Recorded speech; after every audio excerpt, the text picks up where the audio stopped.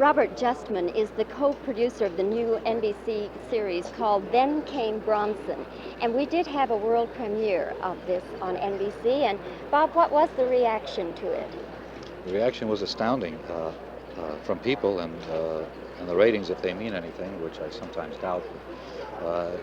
We garnered a hefty share of the audience that night. The movie did very, very well.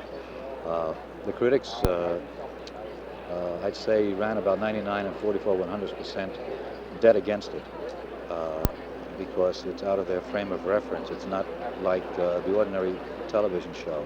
What did they find to complain about, Bob? Well, they complained about the fact that it was too slow, and there wasn't enough dialogue, and it was probably too romantic, and there wasn't enough melodrama. And they were complaining, I guess, that it just wasn't like everything they've been seeing for the last 10 years, and it pleased me no end. Really. From people themselves, did it draw a lot of fan mail? Yeah, a tremendous amount. It touched a lot of people, and we're still getting responses on it every day. It caused quite a stir. As far as the network is concerned, Bob, did this make them take a second look at it and wonder if they wanted it in the fall series? Well, they had bought it for the fall before it was ever broadcast, you see. So the day after it went to New York for viewing there, it was sold for the next season. And it didn't go on the air till several months later. They know they have something. Sometimes I wonder if they know exactly what they have, but there might be some surprises with the show. After the reaction, though, from the critics, did they want to make a lot of changes and change the concept in any way? No, I don't think so. No, they didn't want to make any changes, really. They just want assurance, just like anybody would, that the show is going to be good. And my partner, Bob Sabroff, and myself have complete confidence that it will be good. If not for the critics, it'll certainly please us. We haven't really talked about the storyline of it, Bob. Can you give us just a brief little capsule? Well, I can tell you about the lead, Michael Parks, who plays Jim Bronson.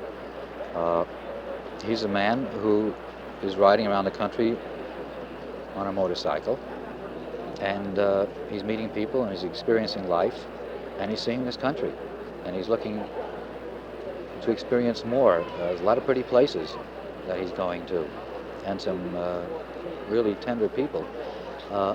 He's not running away from life. He's left San Francisco, as we established in the pilot, and he's on his way to see what there is to see. He has no ties. He's grown up. He's not running away from anything. He's just going to soak it up. This must be then a pretty mobile crew that has to move around a lot. Yeah, we're very mobile. Today we finished in Jackson Hole, Wyoming yesterday, and the company is moving right now to Canyon City, Colorado, where they'll start shooting on Monday.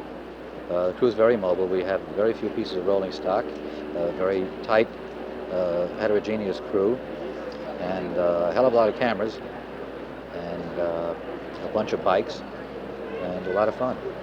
Are you yourself a bike enthusiast, Bob? Well, I'm getting that way ever since I did the pilot. I've only ridden one bike so far, and eventually I suppose I'm going to get on and ride pretty steady.